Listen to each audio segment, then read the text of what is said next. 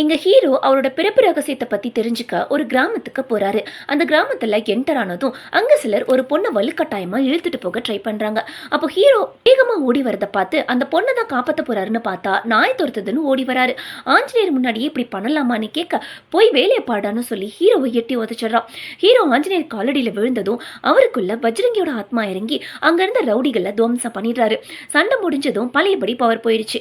யாடா அவங்கள அடிச்சதுன்னு ஹீரோ பதற, நீதானே அடிச்சன்னு அடி வாங்கினவங்க ஒரு பக்கம் சொல்ல, இன்னொரு பக்கம் நீதான் எங்களை காப்பாற்ற வந்த சாமின்னு ஊர் மக்கள் சொல்றாங்க.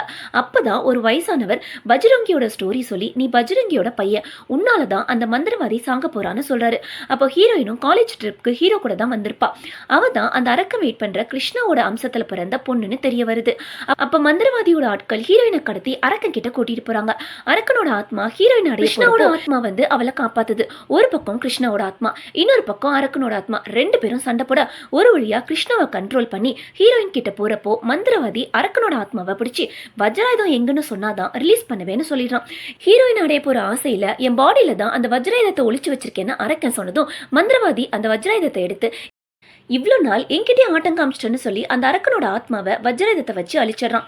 ஃபைனலா ஹீரோவையும் கொண்டுட்டா நிறைய சக்தி கிடைக்கும்னு ஹீரோவை கொல்ல போறப்போ பஜ்ரங்கியோட ஆத்மா ஹீரோ உடம்புக்குள்ள இறங்கி ஆஞ்சநேயரோட கஜத்தை வச்சு மந்திரவாதியையும் வஜ்ராயுதத்தையும் அழிச்சு அந்த ஊரையே காப்பாத்திடுறாரு.